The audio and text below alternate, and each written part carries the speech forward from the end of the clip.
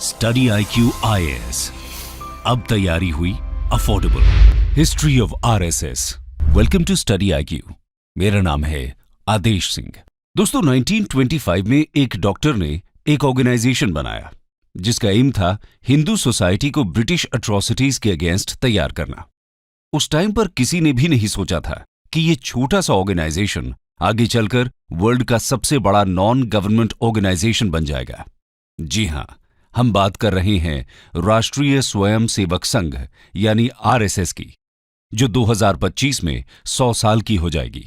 RSS ये एक ऐसा नाम है जिसका जिक्र होते ही राजनीति के गलियारों की धड़कन बढ़ जाती है। ये समाज के भीतर कहीं न कहीं देश के सबसे बड़े परिवार के तौर पर अपनी पहचान करवाता है। लेकिन यहां सवाल ये नहीं है कि RSS का मतलब क्या है। सवाल ये है कि RSS क्या एक सामाजिक संगठन है या फिर राजनीतिक? ये सांस्कृतिक तौर पर काम करता है या फिर राजनीतिक तौर पर, या फिर इसका कुछ और ही काम है? तो चलिए जरा पीछे चलते हैं, कुछ इतिहास के पन्नों को टटोल लेते हैं और जानते हैं RSS का इतिहास क्या है और इसे क्यों बनाया गया।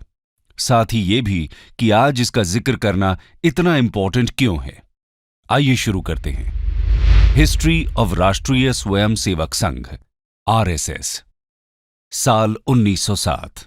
ये वो दौर था जब बंगाल में आजादी के संघर्ष के लिए क्रांतिकारियों ने अनुशीलन समिति के नाम से एक क्रांतिकारी संगठन खड़ा किया।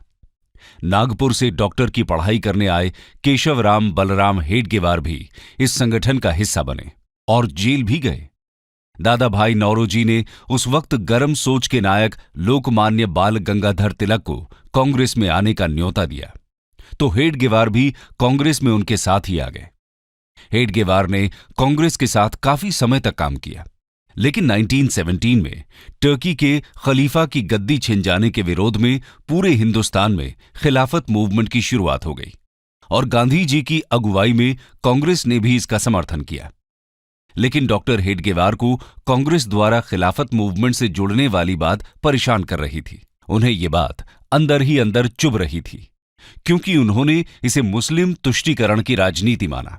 हालांकि नाराजगी के बाद भी डॉक्टर हेडगेवार कांग्रेस का हिस्सा बने रहे, बल्कि 1922 में नागपुर कांग्रेस अधिवेशन और 1925 के कोलकाता अधिवेशन में भी डॉक्टर हेडगेवार मौजूद थे। लेकिन इस घटना के बाद डॉक्टर हेडगेवार के दिमाग में कुछ और ही चल रहा था। उन्होंने अब मन बना लिया था कि वे एक ऐसी संस्था को फॉर्म करेंगे जो हिंदुओं के हितों को लेकर चले और आगे बढ़े। उन्होंने इसकी शुरुआत अपने घर से ही की। कहा जाता है कि शुरुआत में डॉक्टर हेडगेवार को सुनने के लिए सिर्फ 12 लोग ही पहुंचे थे, लेकिन 12 से 1200 बनने में वक्त नहीं लगा। धीरे धीरे समय बदलता गया और एक समय ऐसा भी आया जब हजारों की संख्या में लोग डॉक्टर हेडगेवार के विचारों से प्रभावित होने लगे थे और इसी के साथ अब संघ की स्थापना का रास्ता साफ नजर आ रहा था। डॉक्टर हेडगेवार के लिए यह काम इतना आसान नहीं था। इस रास्ते में कई सारी प्रॉब्लम्स पैर पसारे खड़ी थीं। कहा जाता है कि डॉक्टर हेडगेवार जी ने खुद शाखा लगाना शुरू किया। शाखा में योग, सूर्य नमस्कार, लाठी ट्रेनिंग के साथ साथ इंटेलेक्चुअल डिस्कशन को भी शामिल किया गया। धीरे धीरे लोग डॉक्टर हेडगेवार की बातों से प्रभावित होने लगे और उनके इस अभियान में जुड़ने लगे। कुछ ही समय में शाखा में आने वालों की संख्या कई गुना बढ़ गई। अब समय आ गया था जब डॉक्टर हेडगेवार ने संघ को ऑफिशियल रूप देने का सोचा। डॉक्टर हेडगेवार ने साल 1925 में नागपुर में विजयदशमी के दिन RSS की बुनियाद रख दी। धीरे धीरे महाराष्ट्र के कई इलाकों जैसे नासिक, पुणे, अमरावती, यावतमाल में संघ ने अपने पैर जमाने शुरू कर दिए और महाराष्ट्र के साथ साथ मध्य भारत में भी शाखा का विस्तार होना शुरू हो गया। लोगों का शाखा के साथ जुड़ना किसी बदलाव से कम नहीं था। ये एक ऐसा बदलाव था जिसको बनाया तो सामाजिक काम करने के लिए था, लेकिन आगे चलकर ये राजनीति का वो गोल चक्कर बना जिसके चारों तरफ ही राजनीति का ताना बाना बुना जाना था। संघ में लोगों की संख्या लगातार बढ़ रही थी, लेकिन महाराष्ट्र के बाहर अभी भी संघ का कोई खास असर नहीं था। संघ विस्तार के लिए तैयार था और महाराष्ट्र के बाहर पैर पसारने का मौका तब मिला जब डॉक्टर हेडगेवार को 1930 के आसपास बनारस हिंदू यूनिवर्सिटी जाने का मौका मिला। डॉक्टर हेडगेवार BHU आए और पंडित मदन मोहन मालवीय से बात की। पंडित मदन मोहन मालवीय ने बीएचयू परिसर में संघ का ऑफिस खोलने के लिए परमिशन दे दी। बीएचयू में डॉक्टर हेडगेवार की मुलाकात एमएससी की पढ़ाई कर रहे माधवराव सदाशिवराव गोलवालकर से हुई। गोलवालकर बीएचयू में पढ़ाते भी थे, इसलिए उन्हें सब गुरुजी कहा करते थे। गोलवालकर डॉक्टर हेडगेवार के माध्यम से ही संघ में एक्टिव हुए और उसके मेंबर बने। लेकिन 1940 में डॉक्टर हेडगेवार की मृत्यु हो जाती है और सर्वसहमति से आरएसएस की कमान गोलवालकर को सौंप दी जाती है। गोलवालकर की लीडरशिप में आरएसएस के विचार दिल्ली, कोलकाता, चेन्नई और लाहौर के साथ साथ पूरे देश में फैलना शुरू होते हैं। आइए अब जानते हैं कि आरएसएस कैसे काम करता है और इसकी शाखाएं कहां-कहां फैली हुई हैं। Organisational setup of RSS. RSS की कंस्ट्रक्टिव अरेंजमेंट की बात करें तो आरएसएस 11 पार्ट में बटा हुआ है। हब यानी केंद्र, रीजन यानी क्षेत्र, प्रोविंस यानी प्रांत, डिपार्टमेंट यानी विभाग, डिस्ट्रिक्ट यानी जिला, तालुका, टाउन यानी नगर, ब्लॉक यानी खंड, सर्कल यानी मंडल, ग्राम, ब्रांच यानी शाखा। वहीं अगर आरएसएस की ब्रांच यानी शाखा की बात करें तो ये 5 तरह की हैं। पहला, प्रभात ब्रांच, इसमें मॉर्निंग में सभी की मीटिंग होती है। दूसरा है इवनिंग ब्रांच। तीसरा ब्रांच है नाइट ब्रांच। फिर आता है मिलन, मिलन यानी वीक में 1 या 2 बार होने वाली मीटिंग। और आखिर में आता है संघ मंडली। संघ मंडली मंथ में होने वाली मीटिंग को कहा जाता है। दोस्तों, आपको यह जानकर हैरानी होगी कि संघ में करीब 1 करोड़ से ज्यादा ट्रेन्ड मेंबर्स हैं। संघ परिवार के अंडर 80 से ज्यादा छोटे बड़े संगठन आते हैं। अकेले उत्तर प्रदेश में आरएसएस के 8,000 से ज्यादा ब्रांच हैं। केरला जैसे स्टेट में जहां हिंदू पॉपुलेशन कम है, वहां भी आरएसएस के करीब 5,000 ब्रांच हैं। ये तो बात हुई देश के अंदर की। वहीं दुनिया के 40 से ज्यादा कंट्रीज में आरएसएस की 57,000 ब्रांचेस हैं। इसके साथ ही इन सभी ब्रांचेस में डेली 50 लाख से ज्यादा मेंबर्स आते हैं। देश की हर तहसील और 60,000 गांवों में हर रोज संघ की ब्रांचेस लगती हैं। आप सोच रहे होंगे ये ब्रांचेस क्या हैं? तो बता दें कि ब्रांच या शाखा सुबह शाम होने वाली मीटिंग को कहा जाता है, जो किसी भी खुले ग्राउंड में 1 घंटे की लगती है। इन्हीं ब्रांचेस को आरएसएस की बुनियाद माना जाता है और इसी वजह से इतना बड़ा आरएसएस संगठन चल रहा है। यहां रोज सुबह शाम शाखा का आयोजन होता है, जहां सारे वॉलंटियर्स एक दूसरे से मिलते हैं। इस दौरान सभी प्रेयर करते हैं, योग और गेम्स खेलते हैं। साथ ही ये लोग प्रेयर और कल्चरल एस्पेक्ट्स पर चर्चा भी करते हैं। इसके साथ ही यहां सरसंघ चालक को चुना जाता है और हर सरसंघ चालक अपने नेक्स्ट सरसंघ चालक को अनाउंस करता है। प्रेजेंटली आरएसएस के सरसंघ चालक श्री मोहन भागवत हैं। बता दें कि जो संघ में अपने मन से आता है उन्हें स्वयं सेवक कहा जाता है।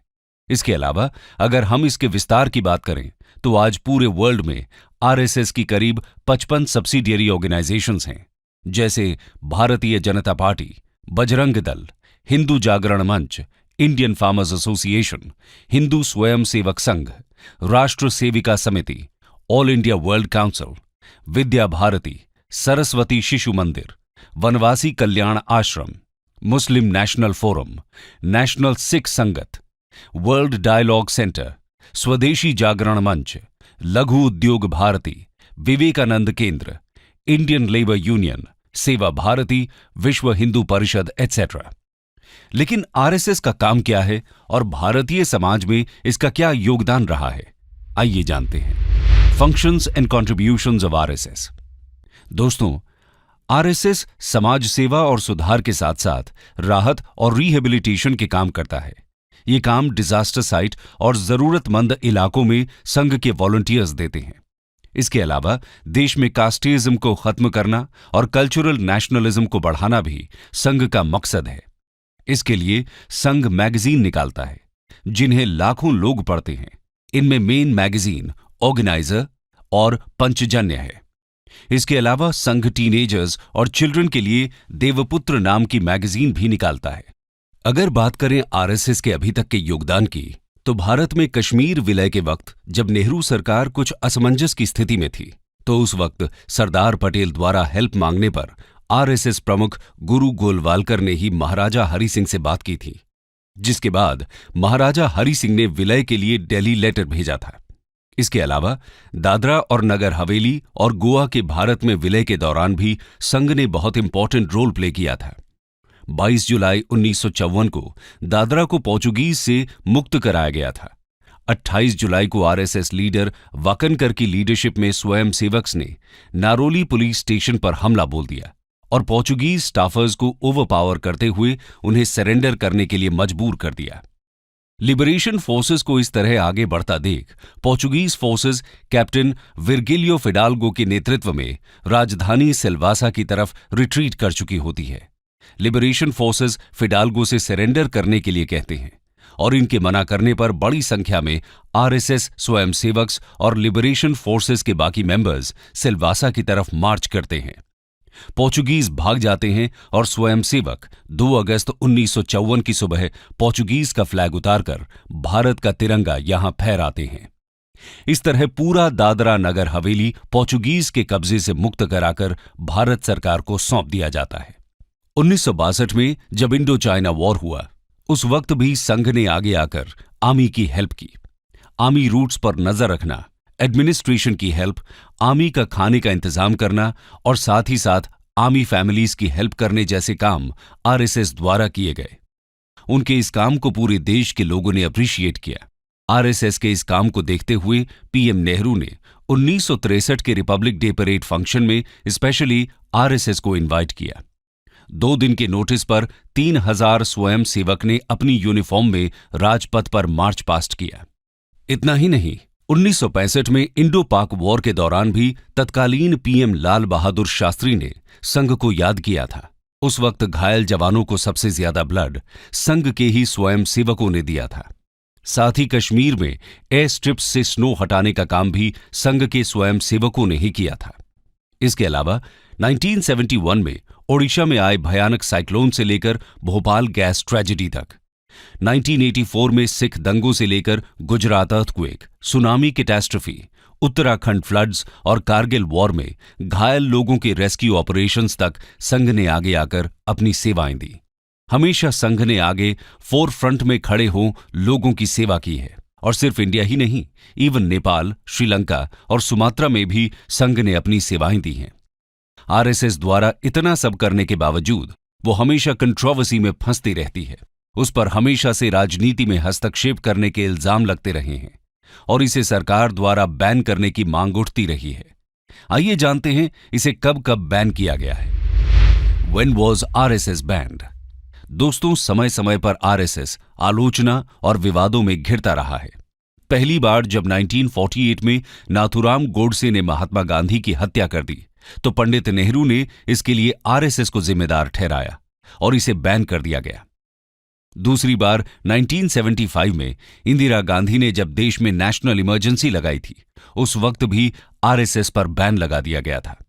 तीसरी बार 1992 में जब बाबरी मस्जिद को गिरा दिया गया, उस वक्त आरएसएस को बैन किया गया।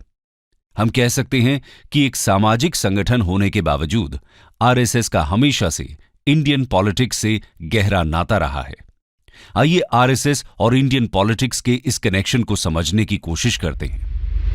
RSS and politics. आजादी से पहले और आजादी के बाद भी आरएसएस पॉलिटिक्स से न चाहते हुए भी जुड़ा रहा है। 1975 में इमरजेंसी के वक्त आरएसएस का नाम बड़े लेवल पर पॉलिटिक्स में दिखा।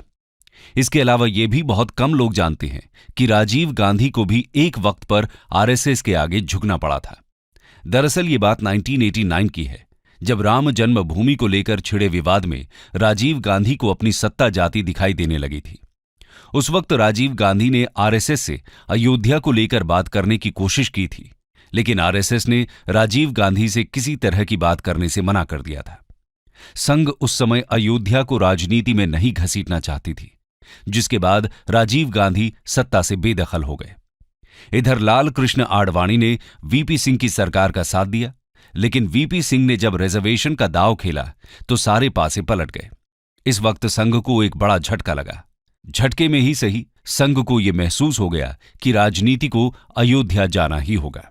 इस दौरान रिजर्वेशन की आग फैली तो राजनयिक हलचल मच गई। संघ भी एक्टिव हुआ और विश्व हिंदू परिषद के साथ मिलकर अयोध्या राम जन्मभूमि आंदोलन में साथ देने का फैसला कर लिया। दोस्तों, राजनीति की वजह से आरएसएस हमेशा आलोचना से घिरा रहा है। ऐसा इसलिए क्योंकि आरएसएस वीर सावरकर की आइडियोलॉजी फॉलो करता है, जिसकी वजह से आलोचकों ने हमेशा से संघ को right wing fascist radical Hindu organisation कहा है, जबकि आरएसएस पॉलिटिकल अपीसमेंट के खिलाफ हिंदुओं के हितों को उठाता है।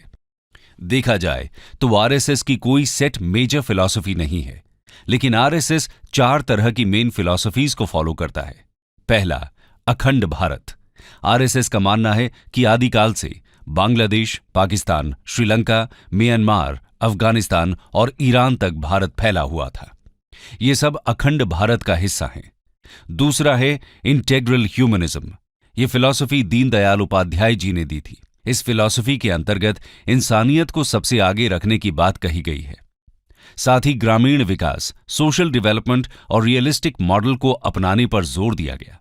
थर्ड है हिंदुत्व, यानी हिंदू धर्म को सर्वोच्च मानना।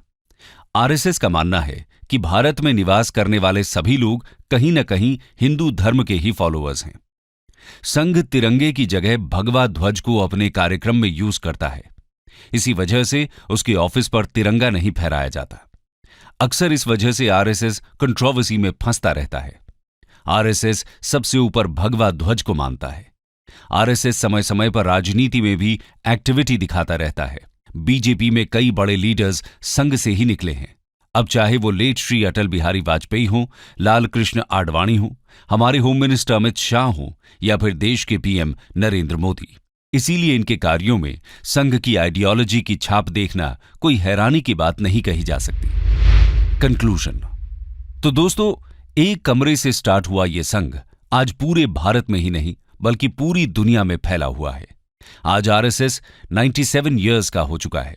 दुनिया में शायद ही किसी संगठन की इतनी आलोचना हुई होगी जितनी आरएसएस की हुई है, लेकिन इसके बावजूद आरएसएस आज भी अपने विचारों को लेकर डिटरमिन्ड है और अपने मोटो को लेकर आगे बढ़ रहा है।